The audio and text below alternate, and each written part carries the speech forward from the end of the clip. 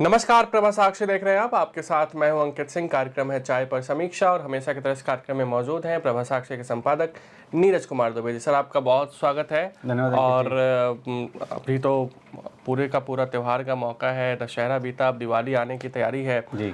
और एक तरीके से बाजार भी गुलजार है और लोगों में वो खुशियाँ भी दिखाई दे रही हैं। जी। और चुनावी मौसम भी आने वाला है, बिहार में चुनाव होने हैं। जी। लेकिन राहुल गांधी विदेश दौरे पर थे। वहाँ कोलंबिया जो देश है, वहाँ के एक यूनिवर्सिटी में वो बच्चों से बातचीत कर रहे थे। उस दौरान उन्होंने भारत में लोकतंत्र को खतरा है, आरएसएस बीजेपी की मूल विचारधारा जो है वो कायरता है, इस तरह की उन्होंने बातें कही जो देश में भी वो करते रहते हैं। हालांकि विदेश में जाकर देश की बात उनको बोलनी चाहिए थी, लेकिन वो लोकतंत्र और ये सब चीज़ों को लेकर वहाँ भी सवाल खड़े कर रहे हैं। लेकिन एक और उन्होंने बात बोली कि बाइक हल्का क्यों होता है, कार भारी क्यों होता है, जबकि बाइक में 2-3 लोग चढ़ सकते हैं, कार में 1 लोग चढ़ते हैं। मतलब राहुल गांधी कहना क्या चाहते हैं और राहुल गांधी के विदेश दौरे के बाद किस तरीके से वो विपक्ष के निशाने पर आ गए।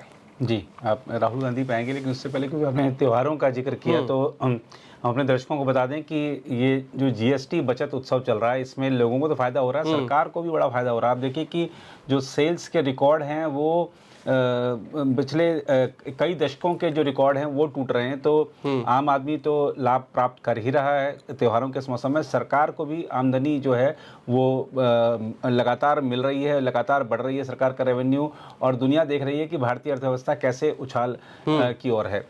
जहाँ तक आपने राहुल गांधी की बात करी तो आपने जो उनके बयानों का जिक्र किया उस पर आएंगे, लेकिन आप देखिए कि आपने और हमने सबने एक गाना सुना है कि मनोज कुमार जी का कि भाई भारत का रहने वाला हूँ, भारत की बात सुनाता हूँ, जब विदेश दौरे पर जाते हैं। तो राहुल गांधी के संदर्भ में बात कही जा सकती है और बड़ी दुर्भाग्यपूर्ण स्थिति है कि हमको ये बात कहनी पड़ रही है कि उनके सारे बयानों को अगर हम कुल निचोड़ देखें तो ये रहता है कि भारत का रहने वाला हूँ, भारत विरोधी बात सुनाता हूँ। आप घरेलू राजनीति के जो चाहे विचारधारात्मक टकराव हो, चाहे अन्य मुद्दों पर आपकी मत भिन्नता हो, आप यहाँ पर कीजिए ना उसको। जो भी जिस तरह की राजनीति करनी है आप यहाँ पर कीजिए। उनके पार्टी में भी उनके बयानों से लोग सहमत नहीं होते हैं। जी, और विदेशी धरती पर जाके छात्रों के बीच में, छात्र भारत के मान लीजिए कि उनके जो भी पाठ्य पुस्तक पढ़ाई जा रही है उसमें भारत के बारे में जो पढ़ाया जा रहा है उससे विपरीत विचार जाकर वो वहाँ पे छात्रों के मन में बिल्कुल अंकुरित कर रहे हैं। तो ये तो राष्ट्र विरोधी हरकतें हैं। आपने बात की कि वो कहते हैं कि भाई मोटरसाइकिल में इतने 100 किलो का मेटल है, कार इतनी भारी क्यों है, उसको इसमें 3000 केजी का मेटल क्यों है। तो आपने ध्यान दिया होगा कि प्रधानमंत्री जी ने अपने संबोधन में, ये जो वर्तमान लोकसभा इसकी शुरुआत में उन्होंने अपने संबोधन में कहा था, एक शब्द यूज़ किया था, बालक बुद्धि। तो ये जो बालक बुद्धि वाला जो उदाहरण है वो राहुल गांधी बार बार खुद देते हैं, क्योंकि उनकी पार्टी को भी समझ नहीं आ रहा है कि हम इनको डिफेंड करें तो कैसे करें। ये जो उदाहरण राहुल गांधी ने दे दिया है बाइक और कार का, इसका मतलब क्या है, वो कहना क्या चाह रहे हैं। तो बालकों के बीच में उनसे भी एक कह सकते हैं कि थोड़ा सा कम बुद्धि वाला बालक ऐसा पहुंच गया, इस तरीके का बयान उनको देखकर ऐसा लग रहा था। और ये देखिए, इसमें कांग्रेस पार्टी को चिंतन करना चाहिए कि वो क्यों ऐसे कार्यक्रम रखवाते हैं राहुल गांधी के, जहां पर लोगों के मन में इस तरीके के विचार पनपें कि भैया कांग्रेस पार्टी भारत की सबसे पुरानी पार्टी, भारत की सबसे बड़ी पार्टियों में से एक पार्टी का जो नेता है वो इस तरीके की बातें कर रहा है, उसके पास समझ की कमी है, नेतृत्व की कमी तो है, वो तो जो चुनाव परिणाम है वो जाहिर ही करते हैं। तो ये दिखाता है कि कांग्रेस पार्टी को समझना चाहिए कि हम उनके कार्यक्रम ऐसे क्यों रखवा रहे हैं, क्यों उनको हम एक प्रोफेसर के रूप में प्रोजेक्ट कर रहे हैं, जो कि अच्छा स्टूडेंट भी नहीं बन पाया, उसको अगर आप प्रोफेसर के रूप में प्रोजेक्ट करेंगे तो ये मतलब जो बची बचाई साख है कांग्रेस पार्टी की वो भी डूब जाएगी। दूसरी चीज जो उन्होंने कहा कि आरएसएस की विचारधारा को उन्होंने क्या कायर बताया।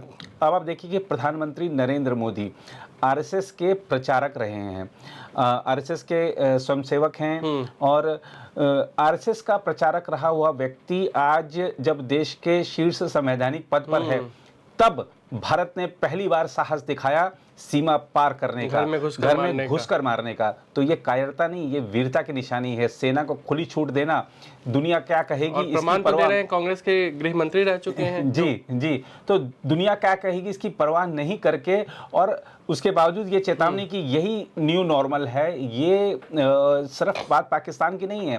पहले की जो सरकार थी वो खुद ही जो रक्षा मंत्री थे उनके एक इंटरव्यू उनका ये बयान था कि अगर हम बॉर्डर्स पे अगर हम सड़कें बनाएंगे, सब चीज़ें बुनियादी ढांचा बनाएंगे, तो चाइना उसी का इस्तेमाल करके हमारे को नुकसान पहुंचा सकता है। लेकिन इस सरकार ने जिस तरीके से हमारी जो सीमाओं को मजबूत किया है, डोकलाम देखा दुनिया ने गलवान देखा। तो ये सिर्फ बात पाकिस्तान की नहीं है, बात ये है कि भारत की तरफ कोई भी आंख उठाकर देखेगा तो उसको उसकी भाषा में जवाब दिया जाएगा। तो ये इसको अगर अब वो कायरता समझ रहे हैं तो उनकी नज़र में वो कायरता है, लेकिन दुनिया इसको वीरता के रूप में देखती है। कांग्रेस के ज़माने में इतने आतंकवादी हमले हुए, किसका बदला लिया गया? उनके ज़माने में जो आतंकवादी हमले हुए थे, चाहे आप देखिए बम्बई की जो ब्लास्ट है, सब छूट गए हैं। मतलब सही से जो ट्रायल्स नहीं कि सबसे सही तरीके से जो सबूत नहीं पेश किए गए, मामले को सही तरीके से रखा नहीं गया। तो अगर वो क्या वो वीरता थी जो रमदम साहब तो कह रहे हैं ना कि हम पे दबाव अमेरिका का आ गया था, और आज की स्थिति में देखिए तो अमेरिका का कितना दबाव इंडिया पे है जी। अगर वो कंडीशन होता तो इंडिया तो बस स्ट्रांग हो जाना चाहिए था ऐसे कंडीशन में। जी। तो ये दिखाता है कि राहुल गांधी जो कह रहे हैं वो उसमें क्या सही है क्या गलत है। और तीसरा आपने कुछ एक उनके बयान का एक और जिक्र किया। एक तो आपने बताया कि आरएसएस के लिए कहा उन्होंने लोकतंत्र। अब मुझे लगता है वो तो पुराना है, लेकिन मुझे लगता है क्योंकि वो वैसे विपक्ष के नेता है ना, तो देखिए जब इतना वो भी एक महत्वपूर्ण संवैधानिक पद है। तो अब ऐसे नेताओं को क्या है कि ना जो विदेशी समाचार पत्र भी वो देखते रहते हैं कि भाई क्या चल रहा है क्या नहीं चल रहा है, अब क्योंकि उनको कई मुद्दों को सरकार के समक्ष रखना होता है। तो मुझे ऐसा लगता है कि वो भारतीय समाचार पत्रों को कम पढ़ते हैं, वो नेपाल के समाचार पत्र ज़्यादा पढ़ते हैं, बांग्लादेश के समाचार पत्र ज़्यादा पढ़ते हैं, पाकिस्तान के समाचार पत्र ज़्यादा पढ़ते हैं, म्यांमार के समाचार पत्र ज़्यादा पढ़ते हैं, क्योंकि यहाँ पे ही लोकतंत्र खतरे में है, या खतरे में नहीं, लोकतंत्र है कहाँ? लोकतंत्र है ही नहीं, या लोकतंत्र के नाम पर जो कुछ वहाँ पर ढांचा है वो भी खतरे में ही है। वो सोचते हैं कि वहाँ जो हुआ वैसा कुछ इंडिया में हो और फिर मैं प्रधानमंत्री बन जाऊं। जैन जी का उल्लेख भी किया था, लेकिन जैन जी ने यहाँ पर उनको बीजेपी को दिल्ली विश्वविद्यालय में बहुमत दे दिया, हैदराबाद में दे दिया, राजस्थान में दे दिया, पंजाब में दे दिया।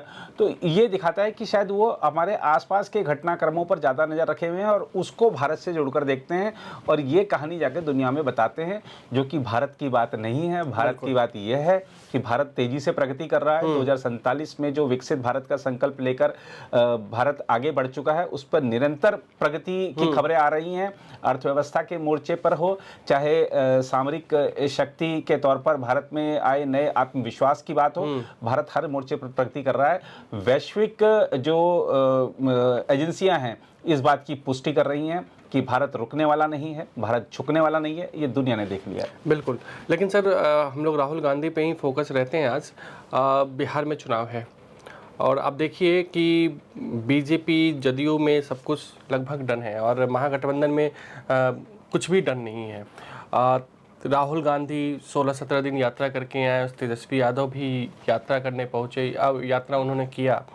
लेकिन आज देखिए चुनाव की तारीखों का ऐलान 1-2 दिन में हो जाएगा, लेकिन अभी भी महागठबंधन में सीट बंटवारे तय नहीं है। तेजस्वी यादव से जो गठबंधन के अन्य दल हैं वो पूछ रहे हैं कि भाई हमारी सीट तो बता दो, हमें कहाँ लड़ना है। वो कह रहे हैं कि कांग्रेस से पहले तय हो जाए। कांग्रेस में राहुल गांधी गायब हैं, राहुल गांधी का इंतजार हो रहा है, मल्लिकार्जुन खड़गे ऑलरेडी बीमार हैं। तो आप देखिए मतलब किस तरीके की राजनीति राहुल गांधी करना चाहते हैं, जब जहाँ ज़रूरत है वहाँ वो है नहीं, जहाँ जरूरत नहीं है वहाँ वो पहुँच जाते हैं। जी, यही राहुल गांधी का स्टाइल है जो कि हम बरसों से देख रहे हैं। और ये जो चुनाव का ऐलान होने वाला है, सीटों का बंटवारा नहीं हुआ है अब तक और पता नहीं कब तक होगा, ये जो ऊहापोह है ना कांग्रेस की, ये अभी से नहीं है और इसी वजह से लोग उनसे छिटकते हैं। आप ध्यान कीजिए कि इससे पहले जब लोकसभा के चुनाव थे, पिछले लोकसभा चुनाव थे, तो इंडिया गठबंधन क्यों बिखरा था? क्योंकि वो बार बार कह रहे थे कि यार सीटों पर बातचीत कर लो, सीटों पर बातचीत कर लो। ये लोग तैयारी नहीं। महाराष्ट्र चुनाव के बाद, नतीजों के बाद तो यही कहा गया ना, यही देखा गया। हरियाणा में मना कर दिया गया था, मध्य प्रदेश में कह दिया कांग्रेस के नेता कमलनाथ ने कि कौन अखिलेश है ना। तो ये इनकी कांग्रेस की पुरानी आदत है कि ये लास्ट मोमेंट तक सब चीज़ों को टालते रहते हैं। ये एंड टाइम पर सब कुछ करते हैं कि ठीक है वो नामांकन पत्र दाखिल करने की जो अंतिम तिथि है शाम 3 बजे तक नामांकन पत्र दाखिल होने हैं, 1 बजे लिस्ट जारी कर दो, फटाफट लोग नामांकन भरे। तो ये, और उनको सबको सूचना दे देते हैं पहले। तो ये इस लास्ट मोमेंट तक, और ये जो चीज़ें हैं ना, ये ठीक है कि आप बड़ी पार्टी हैं, आपके पास पैसा है, पावर है, सब कुछ है, लेकिन जो सहयोगी दल हैं उनको बहुत सारी चीज़ों को देखना होता है, उनको संसाधन जुटाने होते हैं, उनको कौन सी सीट मिलेगी आप अचानक से बताएंगे तो उनके लिए बड़ी दिक्कत हो जाएगी।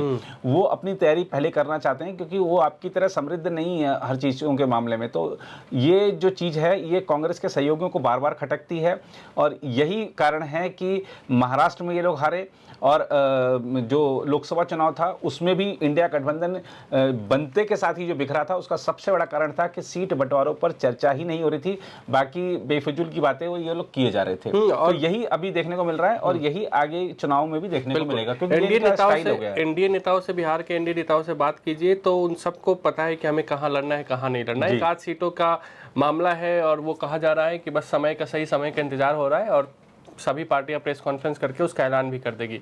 लेकिन महागठबंधन में ऐसी स्थिति नहीं है। एक और मामला सर, राहुल गांधी विदेश में है, एसआईआर के बाद से मतदाता सूची भी आ गई, न तेजस्वी यादव ने एक्स पर कोई पोस्ट किया है कि भाई इसके खिलाफ हम जा रहे हैं, ये नाम हट गया, वो नाम हट गया, न राहुल गांधी कर पा रहे हैं जी। तो मतलब मतदाता सूची को लेकर जो इतना हो हल्ला था, वो सब तो बेकार की बातें थी फिर। जी बिल्कुल, देखिए ये एक कहानी गढ़ने की कोशिश करते हैं, मनोहर कहानियाँ जो हम सब जानते ही हैं, तो ये उसी तर्ज पर शायद उन्होंने पढ़ी हुई हैं बहुत सारी मनोहर कहानियाँ फुर्सत के पलों में। तो ये उसी तरीके, कभी वोट चोरी की बात करते हैं, कभी ये चोरी, कभी वो चोरी, कभी चौकीदार चोर है, कभी इस तरीके के ये जो शब्द इन्होंने, एक चोर शब्द इसको इन्होंने पकड़ लिया है और वो कहीं भी फिट करते हैं। ये दिखाता है कि बस ये खाली, और ये स्टाइल किसका है? अरविंद केजरीवाल का है कि आरोप लगाओ भाग जाओ, आरोप लगाओ भाग जाओ। तो इनको वो स्टाइल पसंद आ गया है, और ये सिर्फ एक मुद्दे पर ध्यान केंद्रित है। दुनिया भर में तमाम घटनाक्रम हो जाए, देश में तमाम अगर दिक्कतें भी आ जाएं, लेकिन ये सिर्फ जो चीज़ पकड़ लेते हैं उसी पर अड़े रहते हैं, और यही इनको नुकसान पहुंचाता है कि आप जिसको, जो कि देश के लिए प्रासंगिक ही नहीं है, आप कह रहे हैं वोट चोरी, लेकिन आप उसको साबित नहीं कर पा रहे हैं। चुनाव आयोग आपसे लिखित में शिकायत देने को कह रहा है, आप वो काम नहीं कर रहे हैं। जो नियम प्रक्रियाएं ये सारी जो फॉलो करने के लिए आपसे कही जा रही हैं, ये बीजेपी ने, आरएसएस ने नहीं बनाई है, ये आपने बनाई थी, ये उस समय के सरकारों ने बनाई थी, उसी को फॉलो करने के लिए कहा जा रहा है आपसे, तो आप वो कर नहीं रहे हैं। तो ये दिखाता है कि नियम कानूनों की अवहेलना हो रही है, और अपनी बात को जबरन उसको साबित करने का कि ठीक है, अगर मैं कोई झूठ है उसको 100 बार बोलूंगा तो सच हो जाएगा। लेकिन आज का दौर वैसा है नहीं। तो लोग जानते हैं डिजिटल मीडिया का, डिजिटल सोशल मीडिया का ये युग है, हर व्यक्ति हर चीज जानता है, हर व्यक्ति जागरूक है। आजकल का जो 6-7 साल 8 साल का बच्चा है वो भी पॉलिटिक्स छोड़िए, जियो पॉलिटिक्स में उसको रुचि है। तो ये इस तरीके की राजनीति, भटकाव की राजनीति ना, ये अब चलने वाली नहीं है। बिल्कुल। तो ये था इस सप्ताह का चाय पर समीक्षा कार्यक्रम। आपको कैसा लगा हमें ज़रूर बताइएगा। फिलहाल मुझे यानी अंकित सिंह और प्रभा साक्षी के संपादक नीरज कुमार दुबे को दीजिए इजाजत। नमस्कार। नमस्कार। अगर आप भी लेना चाहते हैं देश दुनिया की तमाम जानकारी, तो आज ही सब्सक्राइब करें हमारे चैनल को। साथ ही नीचे दिए बेल आइकन को जरूर दबाएं ताकि हर अपडेट आप तक पहुंच सके।